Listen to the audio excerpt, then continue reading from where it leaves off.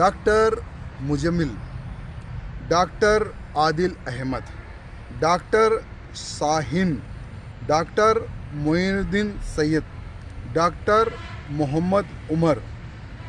आप सोच रहे होंगे कि मैं किसी डॉक्टर की टीम के बारे में बात कर रहा हूँ या किसी मेडिकल सब्जेक्ट के बारे में बात कर रहा हूँ, लेकिन नहीं।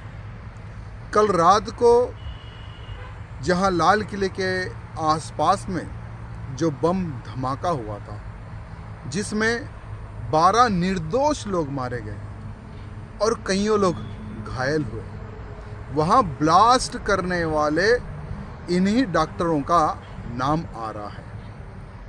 भाई, तुम लोग कईयों सालों पढ़ाई तुम लोगों ने की है डॉक्टरी की, लाखों करोड़ों रुपए खर्च किया है डॉक्टर बनने के लिए, लेकिन तुम्हारी सोच वही 72 हूरों वाली सोच, वही आतंकी सोच, हिंदुओं को बेवकूफ़ बनाकर किस प्रकार से इन लोगों ने डॉक्टरी की है कि किसी को इन पर शक ना आए।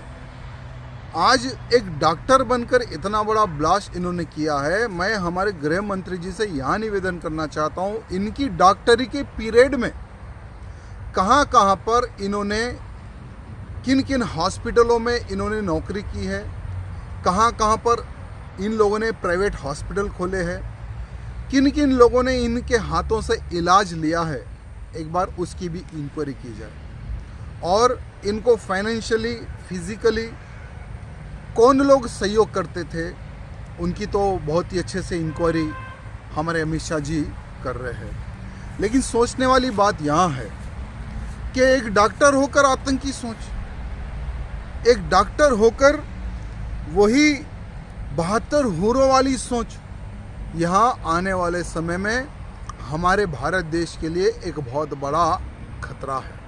मैं हमारे अमित शाह जी से यहाँ निवेदन करना चाहूँगा कि कहाँ कहाँ पर मेडिकल कॉलेजेस है, कहाँ कहाँ पर इन जिहादियों सोच वाली लोग पढ़ते हैं, उनके ऊपर इंक्वायरी की जाए।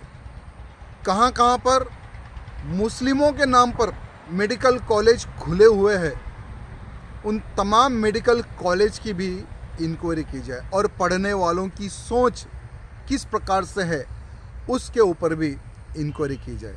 तेलंगाना में भी एक ओवैसी मेडिकल कॉलेज है, असदुद्दीन ओवैसी का। अगर इतिहास उठाकर देखेंगे तो तेलंगाना में जहाँ कहीं भी ब्लास्ट होता था तो यही ओवैसी ब्रदर्स बैक डोर से उन आतंकियों को सपोर्ट भी करते थे। हरियन पांड्या मर्डर केस याद होगा, जिन लोगों ने हरियन पांड्या जी का मर्डर किया था वो भी हैदराबाद यानी असदुद्दीन ओवैसी के पार्लियामेंट क्षेत्र के ही थे, और उनके लिए असदुद्दीन ओवैसी की पार्टी ने धरने प्रदर्शन किए थे जब गुजरात की पुलिस अरेस्ट करने आई थी। तो मैं चाहूँगा कि ओवैसी मेडिकल कॉलेज में पढ़ने वालों की भी इंक्वायरी की जाए, उसके मेडिकल कॉलेज की भी इंक्वायरी की जाए। यहाँ मैं हमारे अमित शाह जी से निवेदन करना चाहूँगा, क्योंकि 2014 के बाद में एक बहुत बड़ा बम धमाका हुआ है। मैं सोचता हूँ कि आने वाले समय में भारतीय जनता पार्टी को, प्रधानमंत्री मोदी जी को बदनाम करने का एक बहुत बड़ा षड्यंत्र है। लेकिन मैं उन आतंकियों से भी पूछना चाहता हूँ कि ये आतंकी किस काम का, ये जिहाद किस काम का, जिसके कारण मासूम लोग मर रहे हैं, जिनको किसी पार्टी से संबंध नहीं, गरीब लोग बेचारे, वहाँ पर तुम लोग ब्लास्ट करते हो। छोटे बच्चे मारे जाते हैं, महिलाएं मारे जाती है, पुरुष मारे जाते हैं, जिनका किसी से कोई संबंध नहीं, गरीब लोग हैं। ऐसे लोगों को मारना अगर जिहाद है तो मैं हमारे अमित शाह जी से निवेदन करना चाहता हूं कि ऐसे जिहादियों को ज़मीन के नीचे गाड़ दे।